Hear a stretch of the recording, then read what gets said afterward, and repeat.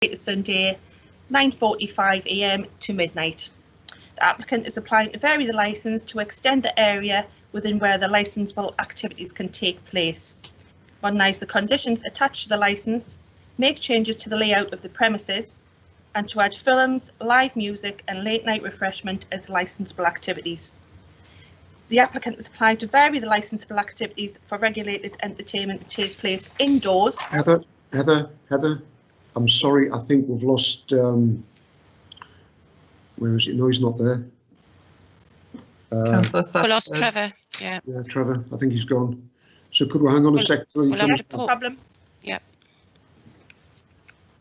I'm sorry, everybody. There's been problems this morning earlier on with this connections. He's on the way back. How much did you miss, Trevor? I missed about 40 seconds, 50 seconds. Heather was speaking. Yeah, she still was when you went. Yeah. Heather, can you backtrack a little bit, please, so Trevor can knows what he's heard? Yes, would you like me to start from what the application itself is in relation to? Yes, please. Right.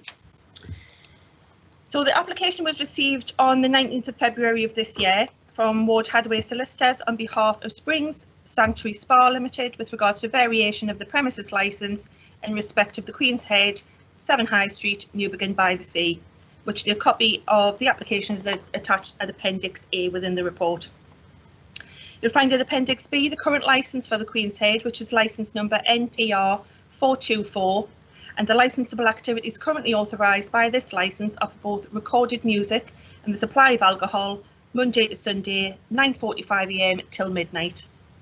The applicant is applying to vary the licence to extend the area within where the licensable activities can take place, modernise the conditions attached to the licence, make changes to the layout of the premises, and to add films, live music and late night refreshment as licensable activities.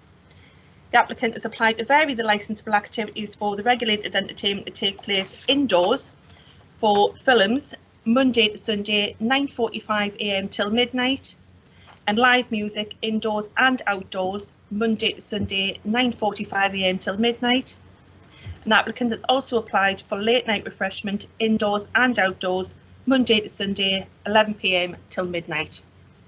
However, you'll note at Appendix C within the report that 3 extra conditions have been previously agreed with the applicant and the Environmental Health Department, and therefore it's been agreed that the designated external area located at the rear and the side of the premises that are used for the consumption of alcohol are closed at 10 PM, with no outdoor regulated entertainment being held after 9 PM.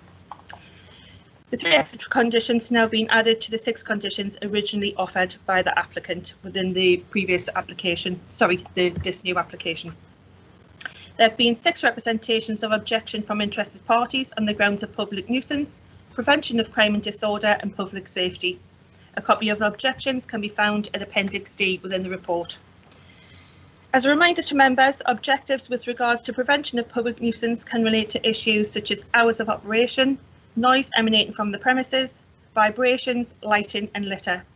Prevention of crime and disorder can relate to any crime, disorder, antisocial behaviour at the premises or related to the management of the premises.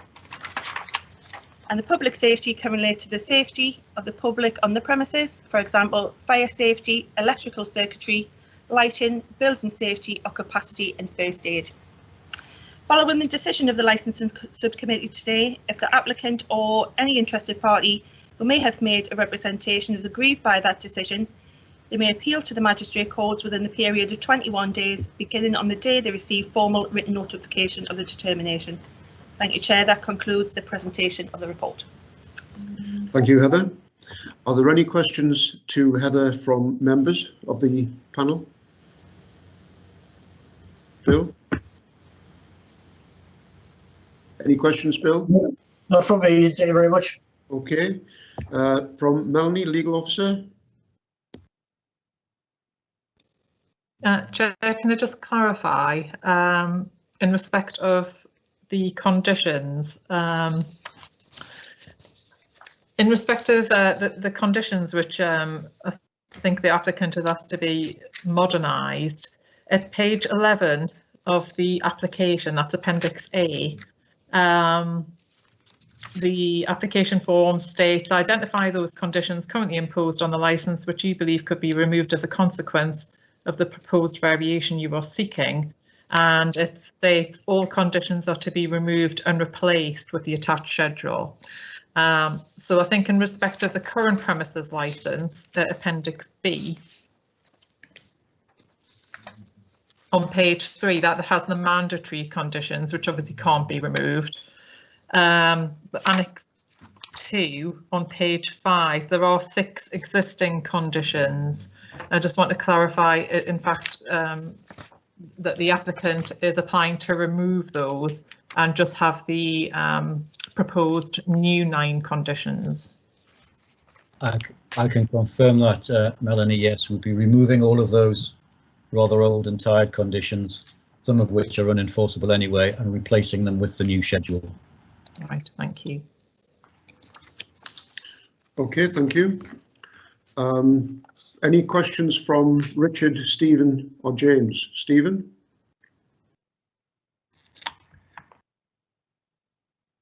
You're on mute. You're on mute. Thank you.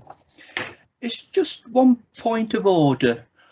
On the notice of representation, the licensing objectives, the last one was protection of children from harm.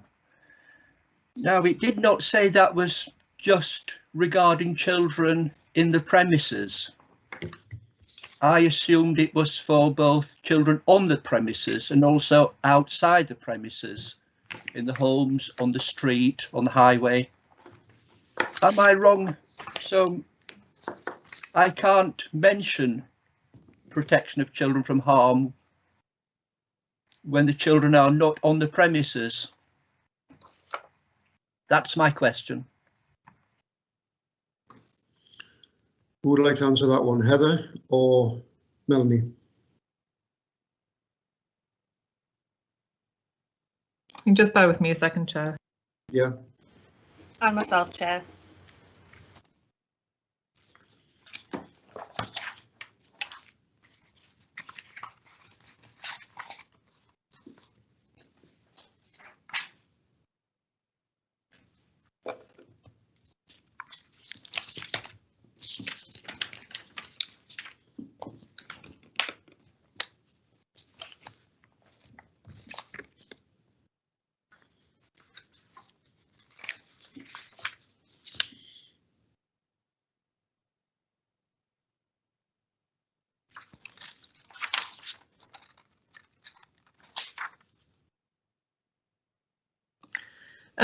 I think, Chair, in respect of that question, protection of children from harm is a protection of children from harm from any licensable activities from that premises.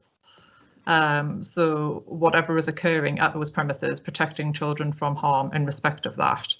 If you have concerns about protection from harm of children outside of the premises as a result of what's going on at the premises, you can make those representations, and then it would be up to the committee to give what weight to whatever they consider. Might I just make a point, Chair, just to qualify what Melanie has just said? The basic principle always is that licensees are only ever expected to control that which they can control. So if anything is outside of the control of a licensee, that is not, under the Act, their responsibility. So we would never have a responsibility to safeguard children generally within the area, but only so far as they may or may not be affected by our licensable activities and that which we can control. Yeah, thank you for that, Richard. Just for clarity, going back to the conditions, are you saying the mandatory conditions, Melanie, are no longer going to be observed? No, the mandatory conditions must remain on the licence. Mandatory conditions are that mandatory. They are on all licences. with the addition of the agreed extra conditions. Yes, I think what is being requested is the removal of the 6 old conditions, which Appendix B, it's page 5, Annex 2. So the 6 existing additional conditions are about CCTV. However, there's already another CCTV updated condition proposed. To take part in a local pub watch scheme, wet floor signs where appropriate, furniture to be in a sound condition, rowdy or inebriated customers will not be served, and children under 16 have to be with a responsible adult, etc. I think, as Mr. Arnott has already said, some of those conditions are a little bit outdated and unenforceable. The things like furniture to be in a sound condition and wet floor signs. The new conditions, the new 9 conditions, are certainly probably more appropriate. But the actual mandatory conditions on page 3 and 4 of the existing licence, they will remain. Just such as Annex 2, Condition 6, children under 16 have to be with a responsible adult. I would have imagined or thought that would still have been the case, or should have been the case. Chair, the law allows children to be on the premises. We would always ensure that they are adequately supervised. We have no interest in not safeguarding children. If that is a concern for you, we can revisit that condition. The problem with those conditions, though, is that they are in law unenforceable generally, so they're worthless. The conditions that we're proposing, however, are entirely enforceable, modern, and goodness me, if we ever breached them, then we'd know about it because the magistrates would see instantly, whereas the current conditions don't give you that protection. Right. OK, then, if there are no more questions to Heather, would you like to present your application, please, Richard? Chair, can I start by asking whether you and your committee colleagues have had sight of the documents that I served last week? Yeah. It was a menu and some photographs and things like that. Yes, looks very nice. Thank you. Well, I'll begin by introducing your applicant to you. James is the grandson of a gentleman called Stan Henry, and that name probably means absolutely nothing to you. But if you were involved in entertainment in the UK in the 60s and 70s, you'd be very familiar with Mr. Henry and his family. At one point, the Henrys owned and operated the largest number of clubs in Europe. That was 34 venues. And when I say clubs, that's not sort of nightclubs in the modern sense as we understand them, but you remember those sort of old style cabaret clubs where people would dress up in their dicky bow ties and go and see an act and have a meal and all that sort of stuff. That's the sort of venues they operate. They were at one point a rival to Mecca. They were a very substantial business. James, just as an aside, has an autograph album of some of the acts that have appeared in the family's venues, and he's got autographs from Jimi Hendrix, Eric Clapton, Tom Jones. The one band, though, that is missing from that autograph collection is the Beatles, and the Beatles did play family venues, but that's because James's grandfather didn't think they were up to much and that they were rather overrated, so he didn't bother getting their autographs. But those sort of venues, as I'm sure you're well aware, had their day by the 80s. Cabaret style clubs weren't as popular, and the family divested themselves of them, and then they sold them off and they moved into operating gyms. And that's why, in case you're wondering, James's company is called Spring Sanctuary Spa, because that was the gym owning company which James has retained. And the point in telling you this really is just to give you an assurance. James isn't a young chap having a go at running a pub. He's been involved in hospitality and entertainment since the cradle. He's now striking out on his own. He's bought the Queen's. He's also bought the Coquet Vale in Rothbury. And hopefully in the next couple of years, he will add to his estate in Northumberland, and he'll become a very familiar figure, familiar to you and to everybody involved in licensing in the area. James's MO is to buy premises that are tired, that have seen better days, and that's principally because they haven't evolved and they've been stuck doing the same thing, which in business is always a rather silly place to put yourself in. He then invests in those premises and gives them a life and brings them back to life so that they can become part of their communities again, and more importantly are sustainable, so there's longevity there. James understands, because he's been around for such a long time involved in this industry, that licensees need to be smart and agile, and that the days of having a premises that just does one thing are long since over, and the premises, particularly like this, need to be a sort of a hybrid. You can't survive on just having a good few beers and a decent selection of crisps. Wet-led premises just aren't sustainable anymore. They have no life, and that's what the Queen's was, and that's why the Queen's gradually over time deteriorated and found itself in the position that it was in until James bought it. It's quite evident from statistics, and I see them very regularly, that generally beer consumption over the last 10 years has declined. People just don't want to go to the pub to drink a pint. They want to go for other reasons as well, and you'll see every high street now has, well, if not one, several coffee shops, and that's the way that people socialise and want to spend their relaxing time. And licensed premises need to recognise that, otherwise they won't have a future. They have to become hybrid, and they have to become community pubs, particularly premises like the Queen's, and James recognises that. To that end, James is investing £350,000 in the premises, which is a substantial amount of money. There will be 5 ensuite letting rooms. There will be a very good menu, and you've seen a sample menu that we've provided just to give you an idea, a flavour, no pun intended, of what it is that James will provide. There'll also be a good selection of teas and coffees. I won't go through the brochure documents that I've produced unless you would like me to, but they give you an idea of what it is that he proposes and where that money is to be spent. They will be bright, modern, inviting premises, the sort of premises that you'd be as comfortable going into to have a pint, or to have a cup of coffee, or to have something to eat, or maybe to take your laptop and do a little bit of work during the day. That's what community premises need to be in 2021. He'll have a good selection of, I've just said, it's not about beers, but there will be a good selection of beers too, but an emphasis on local producers, craft and micro. Also as well, because of James's connection locally, there'll be local produced spirits. He'll be supporting local businesses in selling their products, and there are, there's Newcastle gin, there's lots of gins and things like that. They're very popular, and he'll be emphasising the sale of those just to support local people, local producers. And occasionally there will be entertainment, but that will only be occasionally.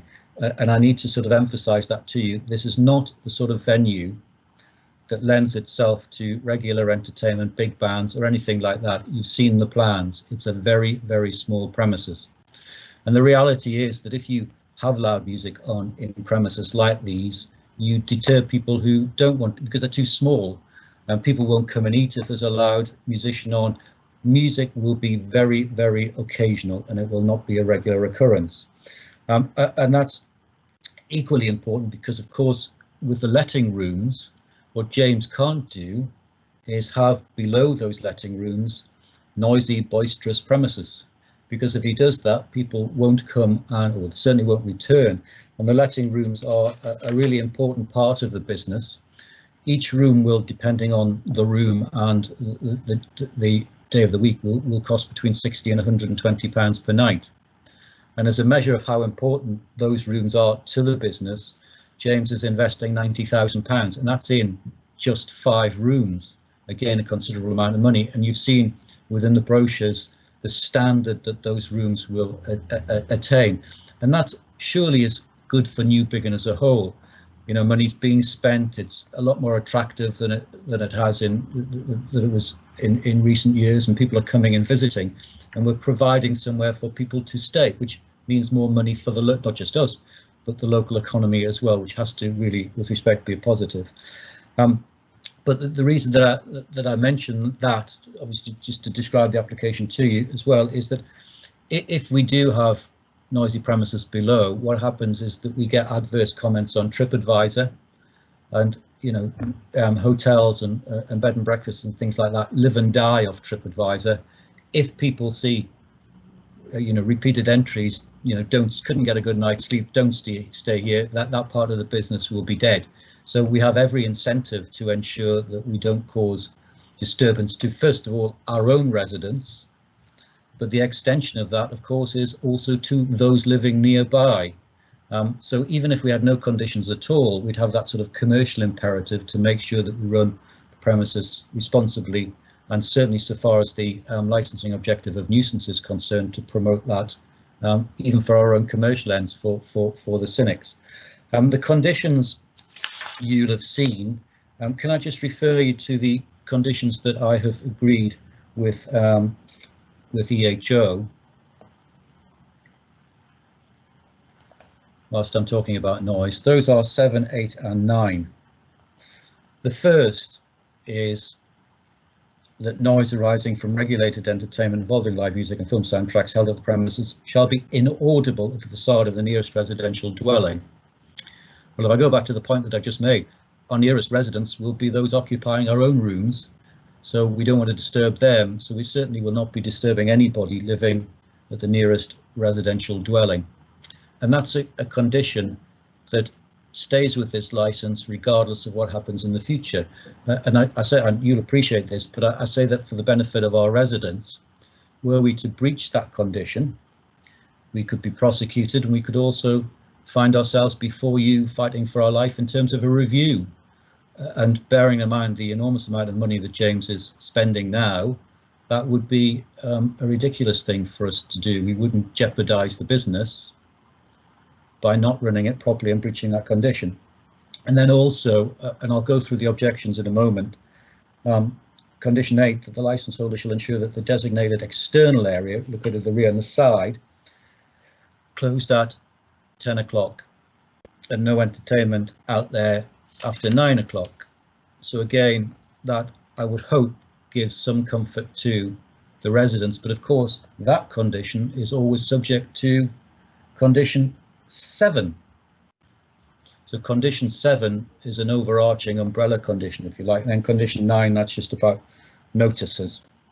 Again, it's important, but those 3 conditions taken together, I would hope would assuage any reasonable concern so far as the nuisance licensing objective is concerned. Just returning to the premises themselves, food will be a very important part of the offer. You've seen the menu.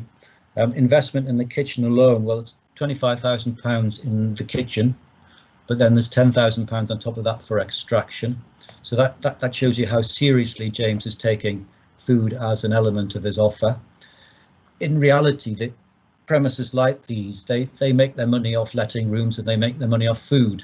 The margins on alcohol are considerably less than those 2 other activities, so it's important that you get those 2 other activities right.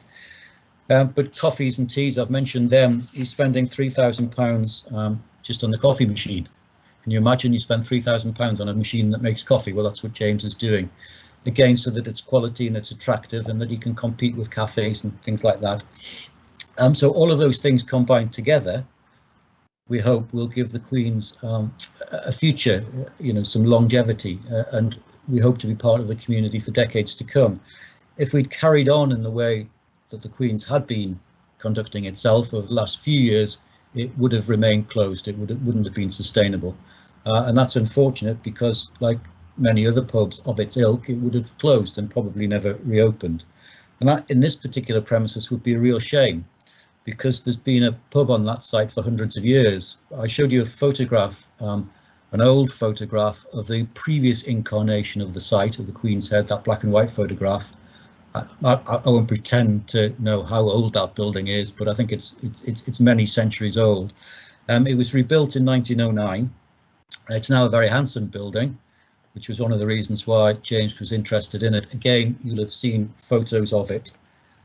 It's a very small premises, and we're not changing a great deal. And I say that because if you refer to the license itself for a moment, the point has already been made that that the conditions attached to the license are, well, I describe them as pretty woeful. They are unenforceable and not really worth the paper that they're printed on. By adopting the 9 new conditions, which are all modern, enforceable, you will, I hope, give yourselves and the residents as well comfort that there are conditions there that control the business, that manage the business and qualify what we're intending doing. We can fix that, the problem as it is now, by granting those conditions. But what's also important as well is, because the theory is some misunderstanding as to what we're applying for. If you look at the license, the activities that are permitted and the times allowed, we're already allowed alcohol supply Monday to Sunday, 9:45 to midnight. Well, we're not changing that. Also midnight for recorded music. We're not applying for extended hours. And I think that's a misunderstanding that's quite evident from some of the objections. We're adding films, not because we want to turn into a cinema, but because unless we have films as a licensable activity, we can't have TV screens with non-live TV. It's always a misconception that that's when you apply for films, that's what you're after, but you need films if you are showing non-live TV. So that's the reason that we've asked for that. And we've also asked for late night refreshment so that we can continue selling food, teas and coffees after 11 o'clock. We're not going to turn into some sort of takeaway or anything, but as part of the overall offer, we'd like to be able to serve our teas and coffees from the moment that we open till the moment we close, and that's what late night refreshment is about. We've also asked for live music to be added. Now, I've already made my point that, we won't be putting bands on. It's too small. We wouldn't want to do that. Live entertainment would only be very occasionally anyway. But we've asked for it to be added because we can do it now. We can do it now as a consequence of the deregulation in 2012. But if you do that, then there is no control. By having it as a regulated entertainment as part of the license, you get control. You get all of those conditions added, particularly the 3 conditions that I've agreed with EHO. So it seems to us to be a sensible thing to do, and it helps you have some comfort, and the residents as well, that they have something, if we, God forbid, were ever to fail to promote licensing objectives, that they can come back to us on, because at the moment they're very limited. They would only be able to issue a review or Environment Protection Act. They wouldn't have a breach of a condition to rely on. So I think that that's a sensible idea. But again, I just want to emphasize it would be very, very rare for live entertainment to be conducted at the premises, and because of its size, you'd struggle to get a duo in there, never mind, we wouldn't be entertaining with bands. The rear area as well, same principle. At the moment, under the current license, because there are off sales, that rear area can and has been used for the consumption of alcohol, but it is used, or would be used, without any control and condition. But by bringing it into the license, by bringing it in within the red line, then you have those conditions, which again add to the control, and condition 7 applies. The pavement cafe as well, which is the strip of land to the side of the premises. You'd have seen the photograph that I've produced, which I hope shows you sort of the context of that. That's public highway. We know we can't use that unless we apply for and are granted a pavement cafe license. So it goes through a process of consultation, review. Your colleagues in highways, they make sure that we're not obstructing anybody. But again, subject to those conditions. So it's not a given that we will get that pavement cafe license. We're yet to apply for it. But even if we do, and it's granted, condition 6 says that we can only use that strip of land in accordance with the terms of that pavement cafe license. That area, as I understand it, is currently used anywhere, or has been used by smokers. But by creating an area with tables, some planting, we mask off that, hide off that area, and that would help to attenuate any noise. But again, condition 7, we always fall back to condition 7. We have no objections from any of the responsible authorities. We liaised with the police before submitting the application. We've spoken at length to Lyndon Dodds, your EHO, and as a consequence of that, we have those 3 conditions. We do, though, have a number of objections from residents, and I'll briefly go through them in a moment if you don't mind. But before discussing those concerns, it's useful just to pause for a second and remind ourselves of the law. I tried very carefully. You've got Melanie here. I don't want to tread on her toes, but it's useful just to remind ourselves of what the law is. First of all, we've got the TCG Manchester Bars case, which I think you may be familiar with, and that case reminds us of what it is we're doing when we're discussing a variation. In that case, His Honour Judge Higginbottom reminds us that a variation isn't a sort of a general review of premises. All we're looking at is that which is being varied and the likely effect of that which is being varied on the promotion of the licensing objectives. You don't look at the whole, just the things that are changing, but obviously you have to consider as well the condition, the application, the conditions that are being proposed and the style of operation, etc. So that becomes relevant. What is also relevant is that in a situation like this today, the onus is on the objectors to convince you that there's evidence that we would, despite everything we've said, our conditions, etc., fail to promote the licensing objectives. And it's an evidence-based process, 9.42 of the Secretary of State's guidance, and also Her Honour Judge Black in the Thwaites case, speculation, supposition, that's not enough, it's all about evidence. And the onus falls entirely on them.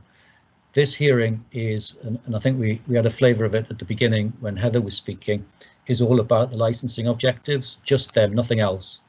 It's not about parking, it's not about traffic.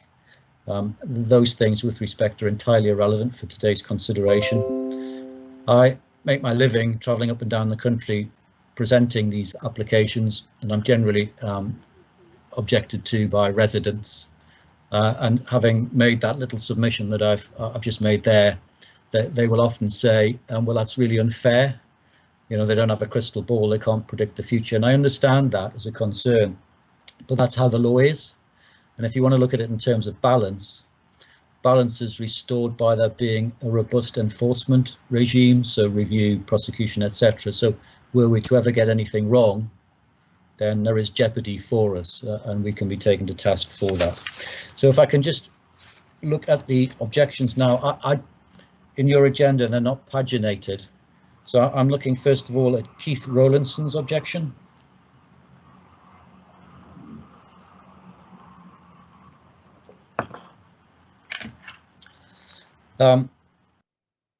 He starts by saying this is a quiet residential area, totally unsuited to music and a late license. Well, we're not extending the license. The license has always been, or certainly, you know, in its present incarnation, a midnight license. So we're not changing that. And it has always had recorded music. We're asking for live music to be added, but the premises could play live music anyway up to 11 o'clock because of the deregulation. Point 4 on his representation. It's the only access to the rear of a number of homes. I think he's talking about the paved area to the side, which I've shown you on the photo. And well, that's access again is not really relevant, but that's something for consideration by your highways colleagues when we apply for our pavement cafe license. It's a large area. I don't think access will be impinged in any way whatsoever. If you look at the photograph, you can see it was probably a road originally. It's been paved, and there are planters there already. We're not moving those, but again, that's a matter for your highways colleagues. Then he goes, point 7, for this hotel with 5 rooms to rent, parking he's concerned about, but again, irrelevant with all due respect to him. Then the last 9 line, late license, outside drinking. Those things are permitted by this license already, so we're not changing any of that. But what we are changing is making sure that the license is subject to. Richard, with respect, we're not old hands, but we're quite knowledgeable with licensing. I don't want to stop you at all, really, but you're stating the obvious. Basically, all these objections, we've read them all, and you know, we're thinking the same as you're saying. So I don't see why, with respect, you know, you want to carry on with the objections. Chair, if you're hinting to me that, well, I don't think you're hinting. It's more than a hint. If you don't want me to go through the objections, if you know what I'm going to say about the objections, then that's fine. I can leave it there, despite the fact that I get paid by the hour, and I'm more than happy to go on forever. I'll stop now. If there are any other points you want me to address, I'm happy to do that. or if you'd like to hear from James, he'd be more than happy to pitch in with his 10 pence worth. But well, if you're happy, sir, I'll leave it there. Yeah, I apologise for what I said. You know, I don't mean that, but I know solicitors love to speak, and we've always got this problem with licensing panels that it goes on and on and on. But, you know, with respect, seriously, well, thank you for that. You have told us a great deal about the potentials of the company, everything. It's now our turn to ask yourself and James any questions. So other members first. Sorry, James. Sorry. May I just say that one of the rearranging factors that we're doing inside is reducing the size of the actual bar itself and putting more seating in to discourage people from standing drinking, as we believe that standing drinking encourages wet-only sales. We intend on selling more food and beverages along with the wet sales, whereas previously for the memorable duration of the venue, it has solely been a wet-led pub. It would occasionally sell a packet of crisps. We intend on being a wet and food pub. That's the only way things do work these days, and they are self-regulating. You can't have a racket going on while you're eating. You'd walk out of the restaurant, you wouldn't come back. Thank you very much anyway. I'll pass it back over to you guys. Right. Questions from members to Richard or James? None, Bill? Trevor? Trevor? Thank you very much. And my hand went up initially because I did actually want to hear from James, so fortunately has spoken now. I mean, I've read all the objections, and you know, there is a common theme coming through there, and thank Richard very much for his presentation. Although I do know a couple of pubs where they do sell beers and crisps, and I'm quite happy to frequent them occasionally. But never mind, that could just be my age. But never mind. I think, you know, and I would like James to answer this one, please, if it's all right. I know Richard has all the answers, and he's already given them. But if James could just come back to me on this one. One of the problems, you know what the problem is going to be, perceived or correctly or incorrectly by residents, and that's up for us to decide based on what we hear today, and that is the noise to the external areas from the facades of the neighbouring premises. Now, I understand exactly what's been said, that it would be detrimental to your own business if you were too loud, and that you're going to get most of your sales through food and the bedrooms and things like that. But at the end of the day, people are in at a weekend watching football or whatever. I can't remember. Sorry, I took no apologies if you're not actually having football on in your place. It's a nice sunny day, and half a dozen lads get together out the back, and they will make noise. Now, I know you're going to close the area at 10 o'clock, but the actual regulation that you've got put through there mentions about inaudibility of the facade of the nearest residential dwelling, and it doesn't mention a time scale on that. So I'm wondering how you could stop celebratory drinks, should we say, on a Saturday afternoon or even a Sunday afternoon when the sun's out, and you know, my experience is the more one drinks, the more the decibels get louder. So I mean, you know, just from you as the runner of the pub, or, I don't know, that's a proper expression, just talk me through that a little bit. Thank you for your question, Trevor. As Richard mentioned earlier, at this present moment in time, through off sales, people could stand in the yard all hours of the day and drink and make noise. However, by making it a regulated area within the red line of the license, that would then mean that our staff can go collect glasses out there, can go and serve drinks out there, and by having well-trained barmaids and barmen, they can go and inform any customers if they believe they're getting too loud to calm down. They can eject customers from the premises if that was the case that they wouldn't do it, which is the same thing people have in every venue. However, the main thing I want to do, as I said, is sell food. I don't intend on showing sports. One, because I don't find it a viable option. I've had sports on previously in bars, and the Sky bill is based on your rateable value, and it usually works out that it's not worth actually having it. If you base it on Newcastle United, the local popular team, 30% of the matches may be covered. You're paying for Sky all year round, not just for the Premiership, like Premier League time. It usually works out in excess of £2,000 per month just for Sky. It's completely not worth it. Plus, it draws a crowd in that I don't want to draw in.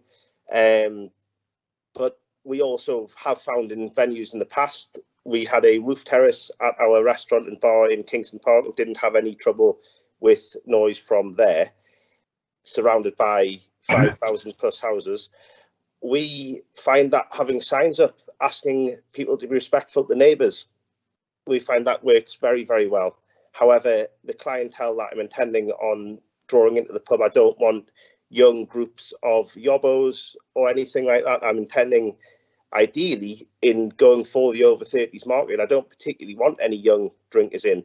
Challenge 25 is an objective people use anyway. However, I like to outrule it by trying to make the bar over 25, over 30 only. I don't like young people there. I don't put pool tables in. I don't put gambling machines in. I mainly aim to the older clientele who are naturally more respectful. Thanks very much for Jim. That was a pretty comprehensive answer, and I do know that the facts around the Sky TV, so that's 100% correct. They have on your plan, there's a barbecue area out the back. Is this something that you would be planning? I mean, lovely day like today, would you be? Well, it is here. No, it might not be there, but it is here. Would you be planning sort of, a regular sort of barbecue sessions as outdoor food, because that's one of the specialities? Thank you for the question again, Trevor. The barbecue area, it would be the occasional barbecues, along with the entertainment. When Richard was mentioning live entertainment, I was only intending on the likes of maybe an acoustic guitarist inside the premises on New Year's Eve, or maybe have a barbecue on Good Friday with somebody there. It's just a natural thing. Everybody goes to the coast and enjoys themselves on Good Friday. We're not looking at doing anything rowdy. Another thing about having a barbecue area outside is that gives an extra member of staff outside if that is occurring, which would be a rare thing, as I would have to staff the normal kitchen as well. However, it does give an extra member of staff in the backyard watching at all times if they are manning a barbecue. Thanks very much for that, James. Could I ask either one of you this question regarding the conditions? The condition, the licence holder shall ensure that the designated external area located at the rear and the side of the premises, after that it says, that are to be used for the consumption of alcohol.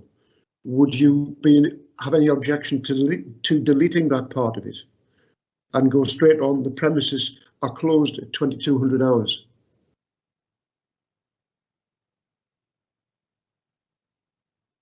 Possibly, Richard? So which condition are you referring to? The Lyndon Dodds conditions, the condition of closing the external area at 10 o'clock, which it says for the consumption of alcohol. Would you be against deleting for the consumption of alcohol and just going straight out the premises are closed at 10 o'clock or 2200 hours? Sorry, the external area being closed at 2200 hours. Yeah, it says for the consumption of alcohol.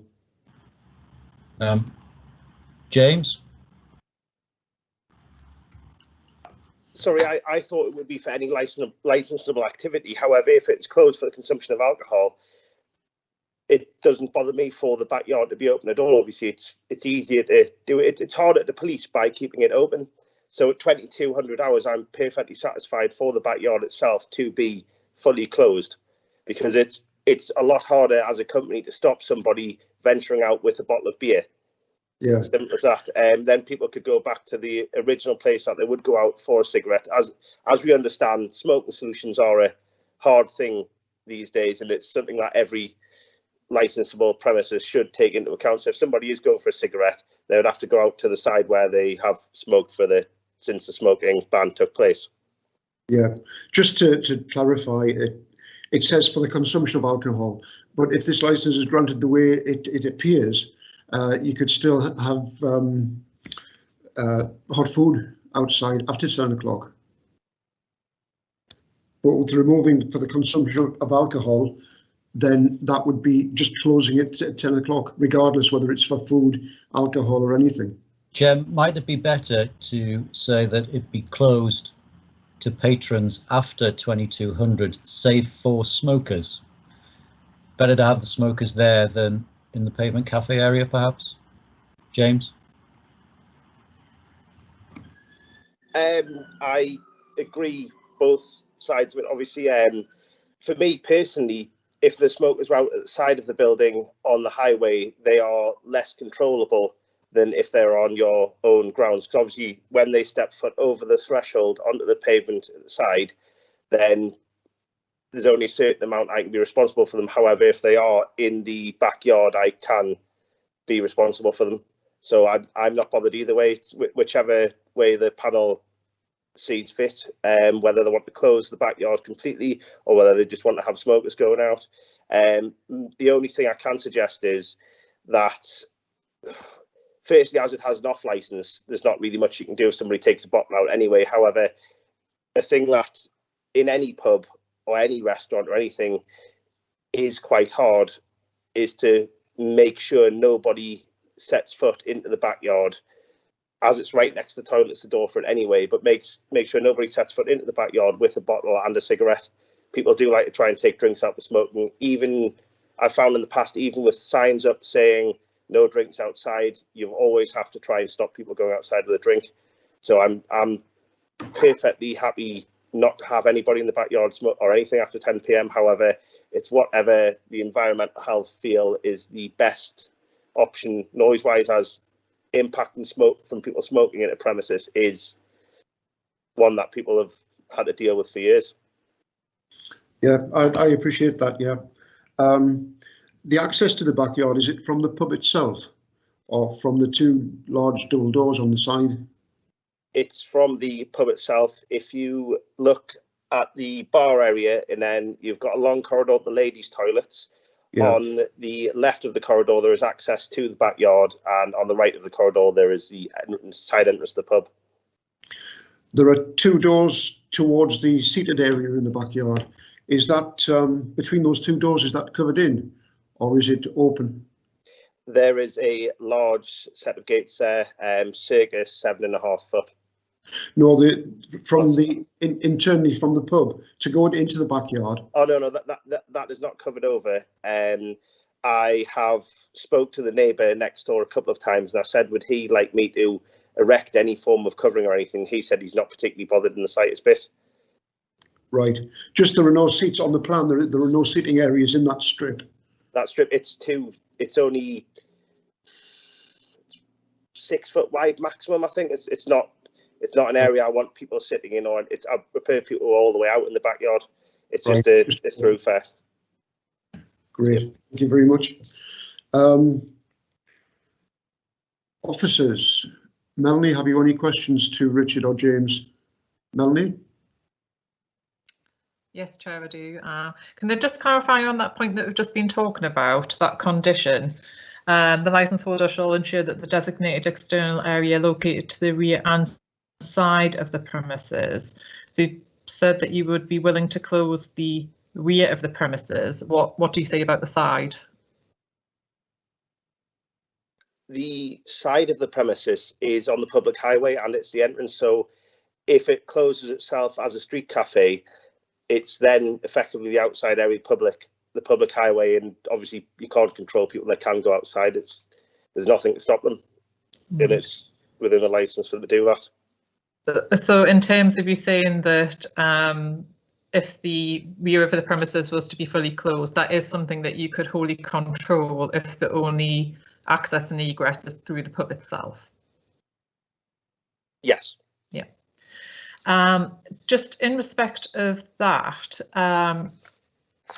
you've applied for late night refreshment, indoor and outdoor, from 2300 hours to midnight. So are you still maintaining your application in respect of outdoors for late night refreshment?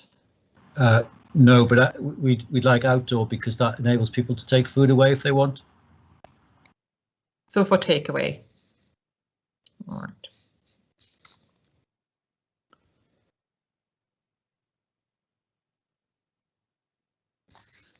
Okay. That's clarified. I've my queries. I've got no further questions. Thank you. Originally, Richard, in your presentation, you said, or you envisaged it not to be used as a takeaway. It won't be a takeaway, but if you want to buy food for consumption, it's not set up as a takeaway. It's not pizzas, kebabs, things like that. But it's a nice menu, and particularly in this day and age as well, where people are obsessed with Deliveroo and Just Eat. If you want to ring in and ask for something because you like it, it's your favourite meal, we wouldn't want to then say, I'm sorry, we can't provide that to you. That would be very rare, but we are not a takeaway. So that would enable people, say, to have what we call a doggy bag. You could call it that, yes. Well, years ago, that's what we used to call it when we went to a pub and couldn't eat a great big steak or something. It used to go home. Right. No more questions from officers? Then I'll throw it open to interested parties, being Stephen. Sorry, Heather, have you any? Heather Gebby? No, nothing from me. Okay. Stephen? Just to make sure, these are questions to Richard or James. Yes. Great, thanks. Thank you, Chairman. I have a number of questions. Shall I ask the question, you answer it, then I can ask another question? Thank you. My first question, Mr. Arnott, is that I could not find any experience your client has with running pubs and restaurants. I know you mentioned he has it, but I couldn't find anything relating to Spring Sanctuary Spa having any experience. James, off you go. Richard, sorry, James has his hand up. It might be best. Actually, I'm sorry. Just James put his hand up before you were going to answer. I thought it might be best that James did answer that one, actually, because he knows what experience he's got. Thank you. Spring Sanctuary Spa itself was a chain, and is still, as a company is, but was a chain of health clubs, all of them encompassing bars and restaurants. My last premises, which I have just sold, was a health club in Newcastle with a bar and a restaurant.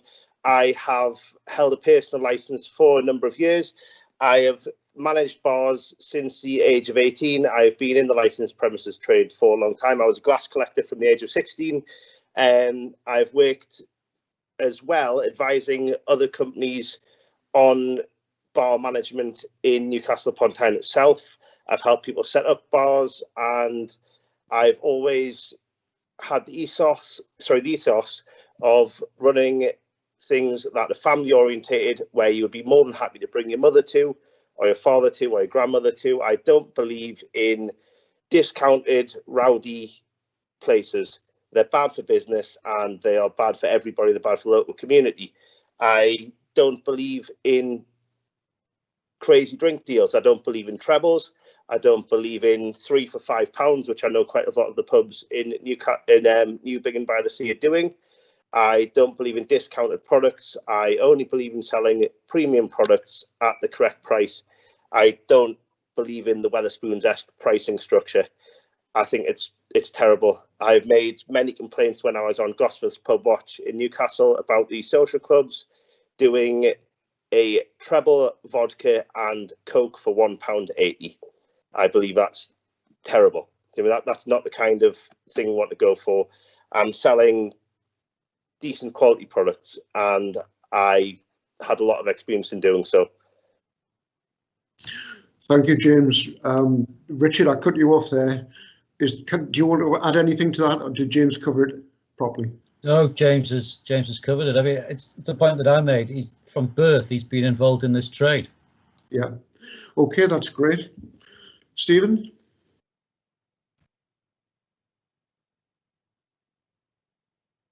You're on mute.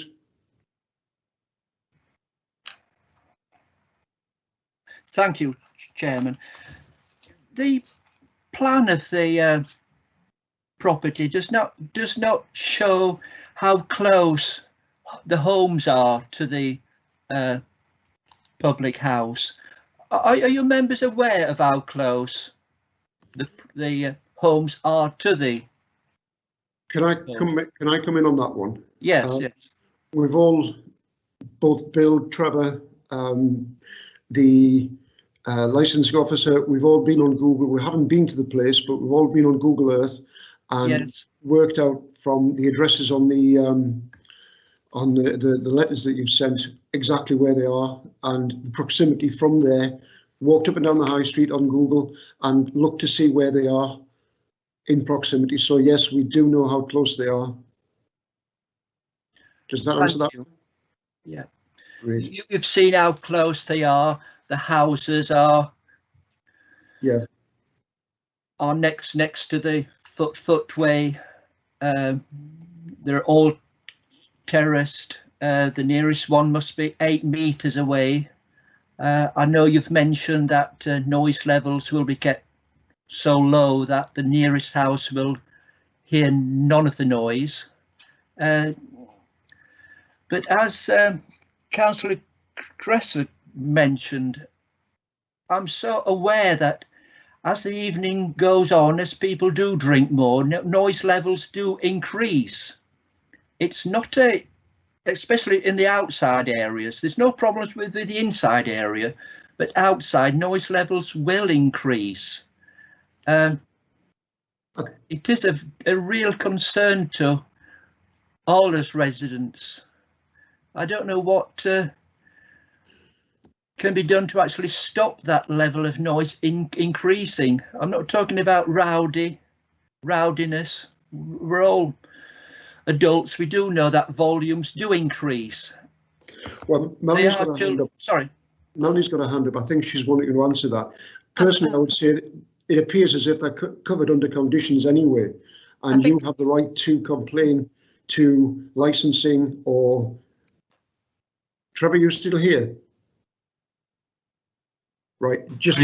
I've just rejoined. I went missing for about 30 seconds, 40 seconds, when Mr. Burden was speaking his previous question.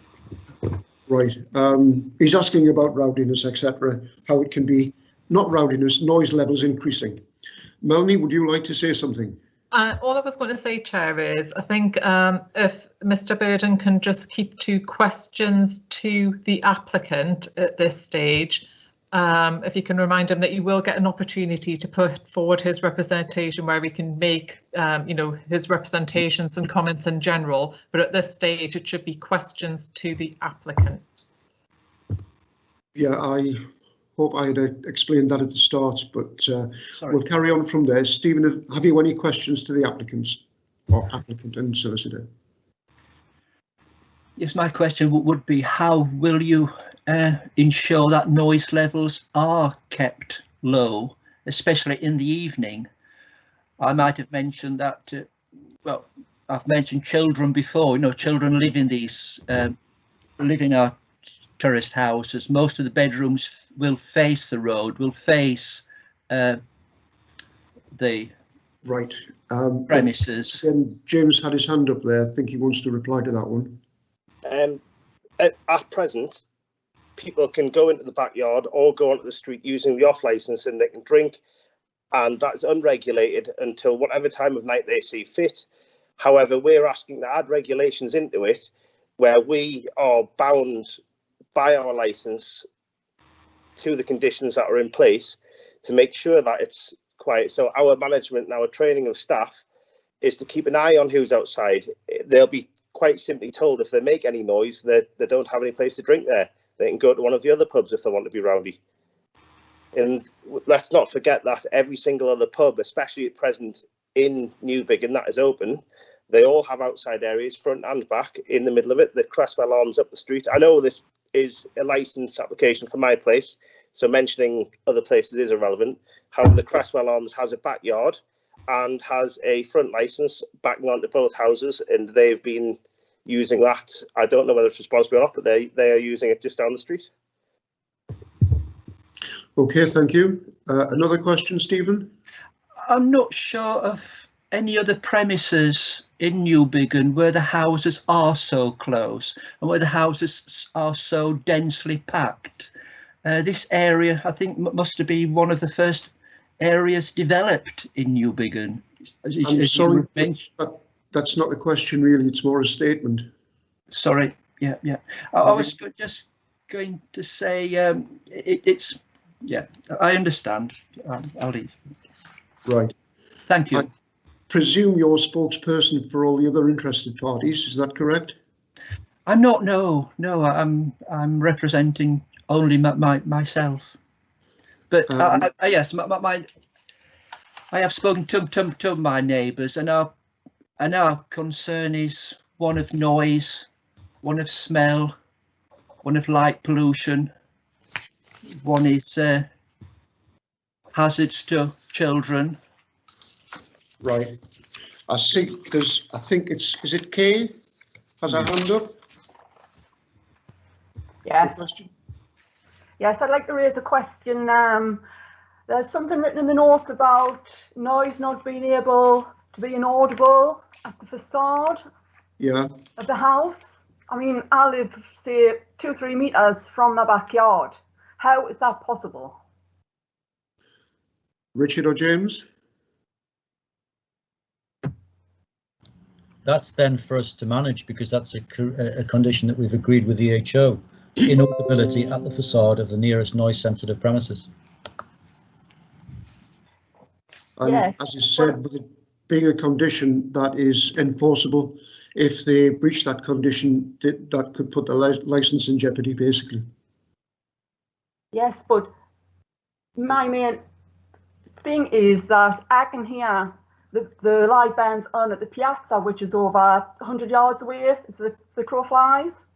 So, but I can come in my house and I can't hear it, so fair enough. But how on earth am I going to be able to get away from live music in the outside yard? Because we're very rarely going to have live music. It would be within the premises. It would be managed and contained within the premises. And it would be the size of the premises are such that we couldn't have a band on like you may have to endure from elsewhere. But that's our condition to manage. That's our responsibility to make sure that we don't cause any noise disturbance as a consequence of live music or film soundtracks at your facade. But how can you guarantee that will happen? You don't actually live in my house, do you? Oh, well, we have to guarantee that will happen because that's a condition on the license, and we won't want to breach the conditions of our license because that could lead to a prosecution. Not wishing to spoil this conversation, but I think you've had your question answered there, Kay. Okay. Are there anyone other interested parties wish to ask a question? Right. Chair, does Kay have any other questions? Perhaps. Just still got a hand up. I don't know. Oh, sorry, no. I'm sorry, I'm new to Teams. I'm not gonna. No problem. Right, okay, thank you. Chair, I think Mr. Burden has another question. We're just about to get towards his presentation anyway. I think if Mr. Burden does have a question, perhaps if he can quickly. A question? Yeah, you're going to have 5 bed and breakfast. This place is for 5 bed and breakfasts. What are you going to inform the people staying at the B&Bs of where to park their cars, taking into account that that the residents at the back have no off-street parking? I'm afraid that's really irrelevant. It's got nothing to do with the license, I'm afraid. So I won't even allow that to be answered because it's got nothing to do with it. As long as anyone can park anywhere on a public highway, as long as the vehicle's taxed and insured. But it has nothing to do actually with the actual license. Right. Would you like to put your presentation forward, Stephen?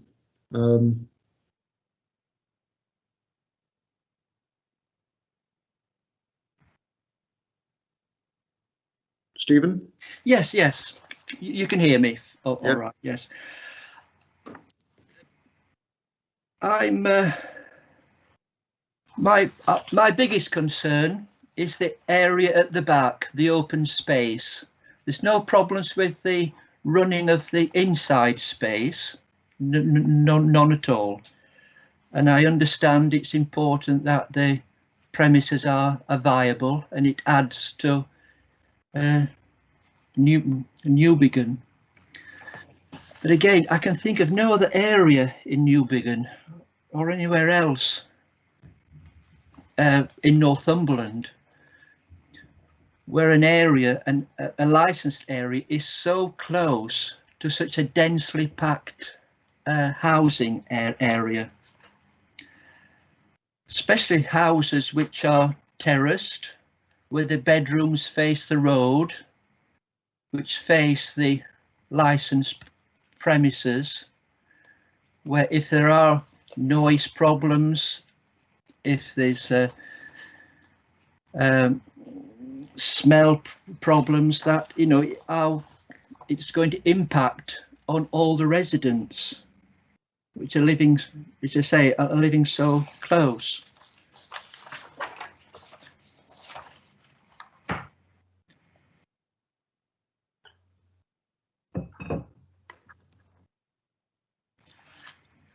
I know that the highway area is separate from the area your subcommittee is managing, but Northumberland County Council is both responsible as the highway authority and for this, so it's important that there is some coordination between you. I'm not sure if you do coordinate between.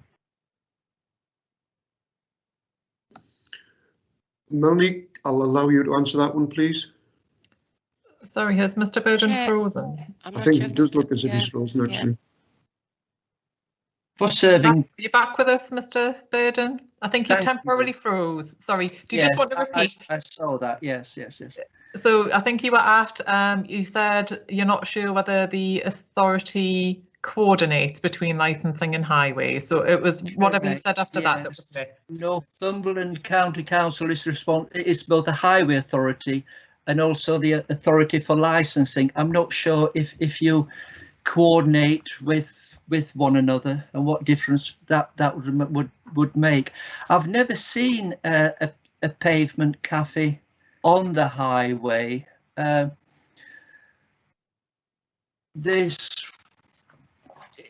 It sounds as though the pavement cafe is going to be a permanent fixture, especially in the when the weather's reasonable.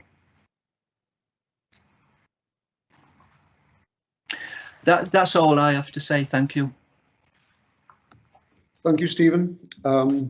Subcommittee, any questions to Stephen? Chair, do you just want me to clarify a couple of issues about pavement cafes for Mr. Burden's benefit?